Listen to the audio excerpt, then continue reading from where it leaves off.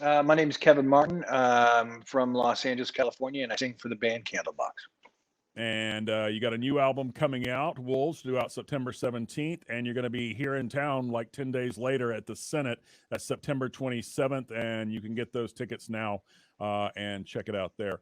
Um, let's talk about the hiatus. Everybody's been off the road and you've got a new album. Did you work on the new album before the hiatus or while you were sitting at home? We actually had the record. The record's been done since January of 2020. It was supposed to come out last year in August, so we're about a year behind schedule on that since the pandemic shut everything down. So we recorded it in August of 2019. I did the vocals in January of 2020. The album was mixed and mastered and ready to go in February. So um, been sitting on it a little while.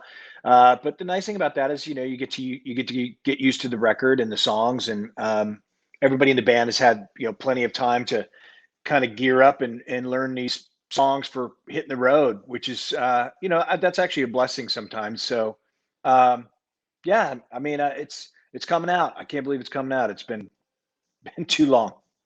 Did you guys go into a band bubble and the whole band stay together, or how did you No, get no. into I it? don't know. I couldn't handle that. No, there's three of us that are on the West Coast and two of us that are on the East Coast. So basically, it was just once a month we'd get on a Zoom call and catch up and talk about what everybody was doing and how they were feeling. And luckily we're all healthy. None of us caught COVID, and we're all vaccinated too, which is pretty amazing. Just to make sure that we can hit the road and be somewhat safe. Okay. Let's talk a little bit about your history. I was reading an interview with you not too long ago.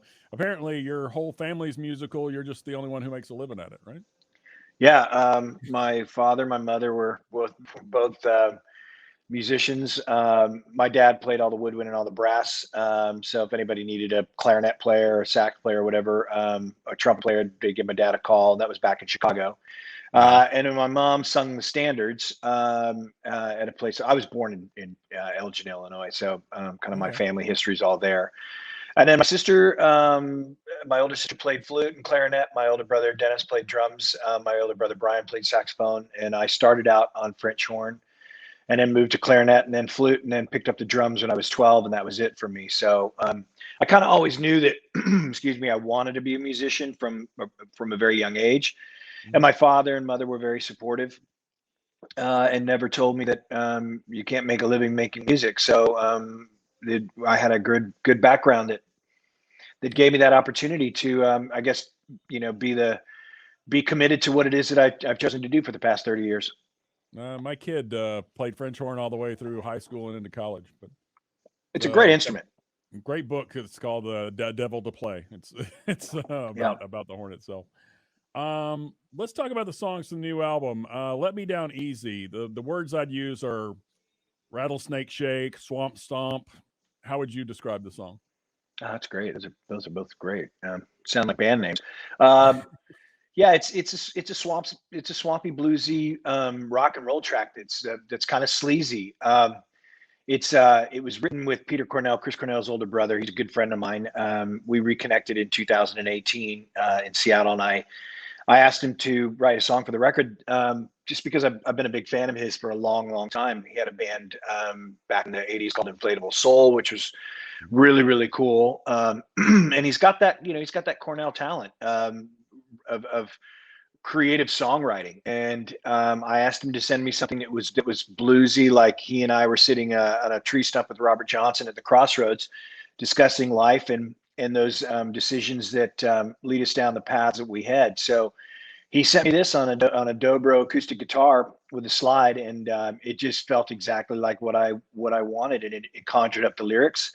And the song's kind of about redemption. That we're all sinners. There's no one on this planet that hasn't wronged somebody or hasn't sinned against whoever their God is, and that he who is without sin should cast the first stone, which nobody in this world can throw any stones. So that's kind of what the song's about. And I'm so happy with the way it was produced and mixed, and it gave me exactly what I wanted out of it. And I can kind of feel like maybe it's a bit cathartic for both Peter and myself in dealing with kind of the world that we live in right now.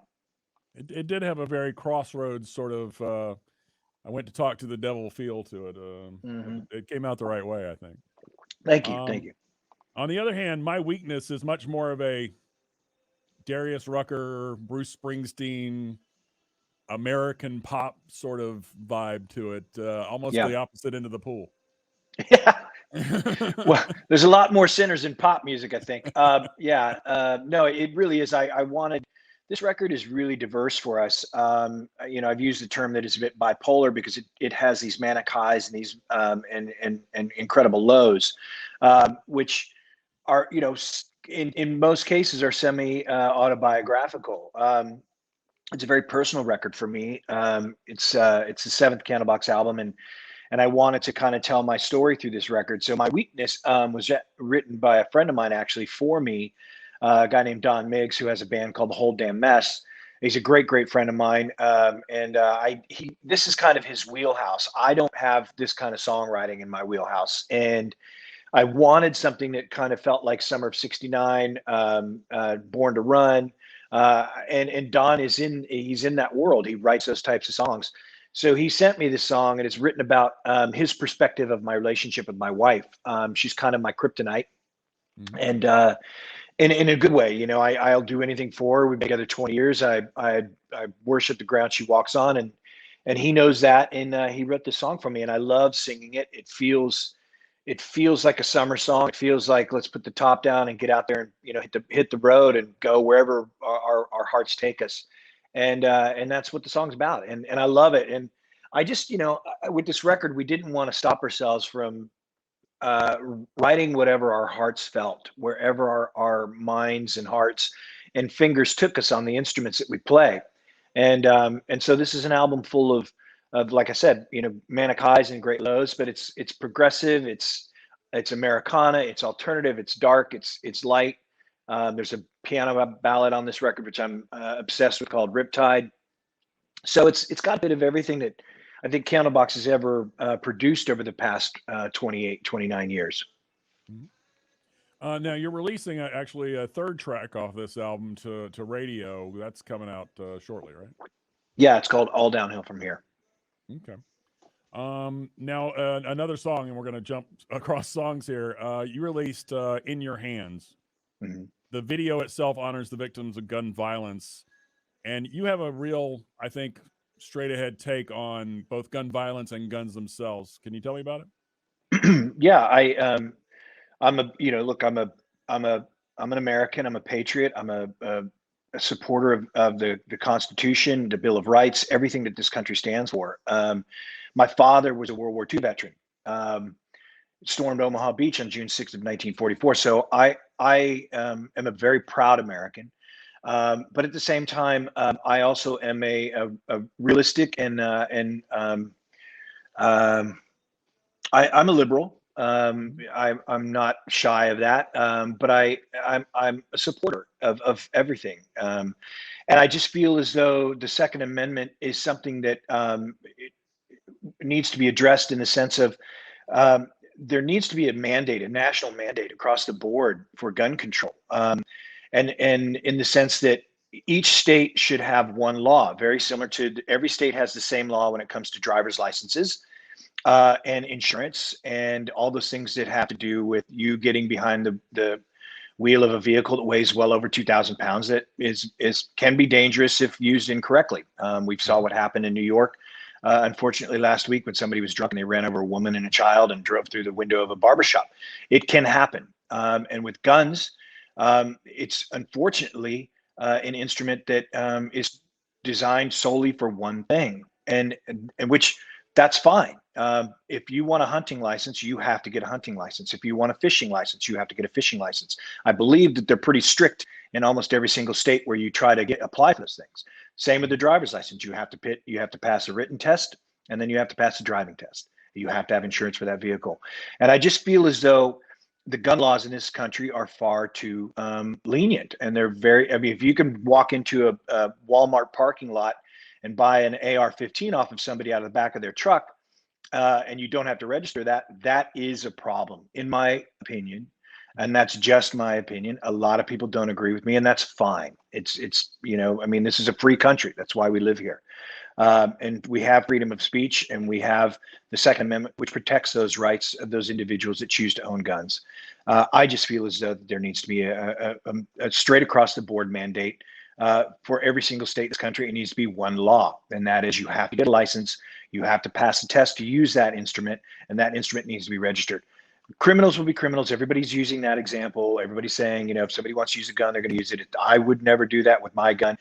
That's not the point. The point is if your son that's 2 years old gets a hold of that instrument that you left out by accident and ends up killing themselves, who's responsible for that? And that's the sad thing. And that just happened yesterday with irresponsible parents and an instrument that should have been locked away, and it happens every single day. And it bothers me. So In Your Hands is a song that was written right after actually the Parkland high school shooting, watching these kids running out of the school in fear of their lives. And I've just seen it so many times, and it hurts my heart that my child, who is 13 years old, may ever experience that. It scares the shit out of me, pardon my French, but it does. And I don't want that for anybody. I would never want to experience that myself. I don't know how these kids will ever recover from something like that. So I wrote the song after Parkland, and we forgot about it. Don Miggs and I wrote the song together. And then the beginning of this year, a friend of ours sent a video that's, I don't know if you guys know this or not, but we're at well over 5,000. I think it was January. We're at over 5,000 gun-related deaths so far this year. And I was like, man, that's crazy. And then March came around and it was at, I think, 8,000. And it's just it seems like it's out of control. And so the song really is just honoring those, whether they've died by suicide, they've died at the hands of somebody else by accident, whatever it is, those people that have lost their lives to gun violence or having a gun be in the hands of the wrong person. And that's all it is. It's just honoring those people. It's not saying you can't have a gun and we want to take your guns. And I certainly don't believe that this administration is coming after anybody's guns. That they're not. No one's going to pass that law. It's never going to get passed. And that's unfortunate, but that's the country we live in, and the gun lobby is very, very strong in the United States. Yeah. As I was doing my research for this, I went back in time. I got the first, I got 1993 in my head, and I was like, 1993, 1994 was an interesting time in rock and roll, and it's still influencing music today. And I don't know that we've gotten back to, there's a saying called peak oil when when people were using all the oils. It was almost peak rock at that point.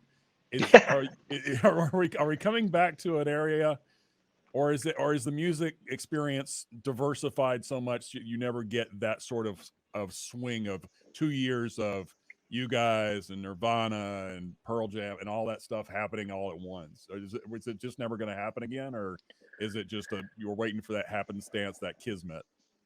I don't think it'll ever happen again. I mean, it was a perfect storm. If you think about 1986 to 1994, musically, what was happening with Jane's Addiction, Soundgarden, Green River, obviously the Seattle music scene, what was happening in Chicago with the Chicago music scene, what was going on in New York with the New York music scene. Of course, you had Athens, Georgia producing a lot of amazing rock and roll as well, not to mention Texas and San Diego.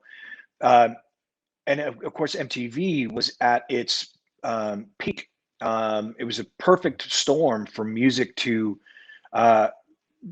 change. And Guns N' Roses, with the release of Appetite for Destruction, that was kind of the tipping point of hair metal losing its footing and the punk rock aesthetic or the blues-based rock aesthetic of what was going on with Seattle to find its footing and basically barrel through that wall and just take over. I don't think that's ever going to happen again, just because we are, as a society, oversaturated.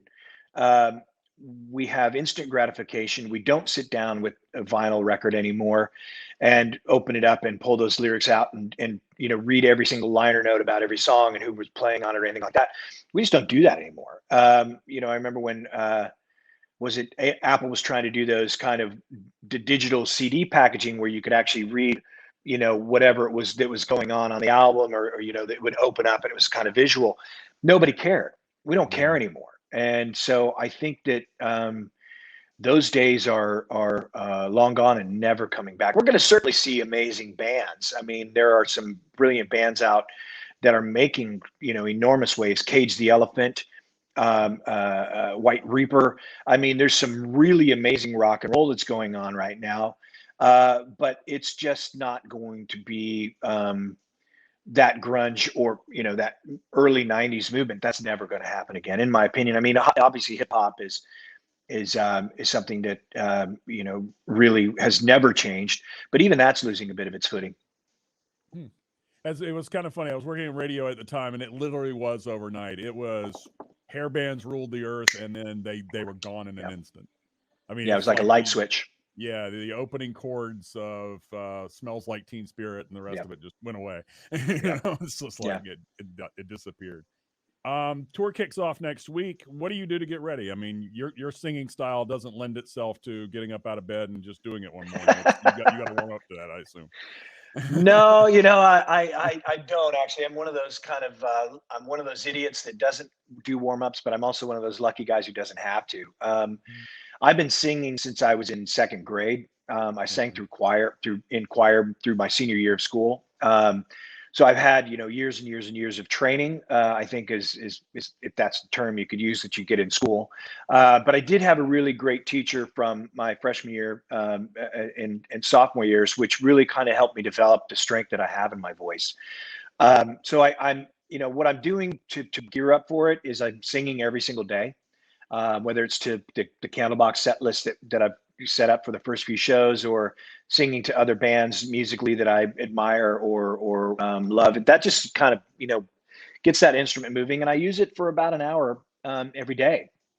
And that'll all change when it comes time for rehearsals and performing live. It's a totally different world, but that gives me at least a little bit of that strength that I need. And then once it gets to to playing the shows, I'm sure the first few ones will be a little bit bumpy. There'll be a lot of that kind of throaty phlegm that comes out of a singer's voice that'll be breaking up, which I think you can probably hear in my voice now. That'll come out probably the first few shows, and then everything will be fine. But it's I'm a lucky one, man. I've only lost my voice, I think, maybe 3 to 5 times over the 30 years that I've been doing this in the band. So I've been very fortunate. You mentioned set list, 7 albums. How do you pick and choose? It's tough, man. Because I have one of those tour managers that's like, hey, be realistic. You've got 4 in a row this week, so can we just make it 16 songs? And because for us, that's 90-minute set. I remember going to see Kings of Leon early on in their career, and after 45 minutes, their show was done, and they were walking off stage. I was like, wait, where are you going? Hey, we're still here, and they didn't come back. And I was like, man, that's kind of crazy. I'm also cut from that cloth, the Aerosmith and the Metallica and the Guns N' Roses shows that go on for 2 and 3 hours. I love those. But my tour manager is a realist, and he says to me, 90 minutes is what you're contracted for, and you've got 4 shows in a row this week. That's a lot of singing. Let's keep that set list to 90 minutes. So that's about 15 to 16 songs. I tend to, of course, it's weighed heavily on the first record just because that's the album that continues to pay our rent. But I like to choose the songs that I love from each album. And the guys in the band are pretty great about coming to me and say, hey, I want to play this tonight. I want to play that tonight. And I love that they do that because, they only played on really the last, this band that I have now has only played on the last 2 Candlebox records. So the fact that they love going to something like Into the Sun or Love Stories and Other Musings to pull stuff from, that just excites the hell out of me. So we'll just kind of maybe 2 from Lucy, 3 from Happy Pills, 2 or 3 from Into the Sun, 2 from Love Stories, 3 from Disappearing in Airports, and then we're going to play probably 3 or 4 actually from Wolves. So that's 2, 4, 6, 8, 9, 12. So we'll probably get 4 as well, 4 or 5 from the debut, and then that'll be the show. Okay. Speaking of Wolves, and this may be a curveball, and you may not know, but the package design, the cover, I love the wolf on the cover. Who did that? Thank you. I found this young Spanish artist. She lives in Barcelona. I was looking up Wolves artwork on. I just did a Google search and I came across her Deviant Art page. I can't even say her name because it's so interesting. But I emailed her and I said, "Hey, I really love what you do. I have this band from Seattle called Candlebox. I don't know if you've ever heard of us, but we're looking for an album cover for our new record. And I love this artwork you did of these wolves. Would you be interested?" And she wrote back. She said, "I love Candlebox. I'm 35 years old. I can't believe you've written to me. I have all your records. Wow. Yes, I would love to."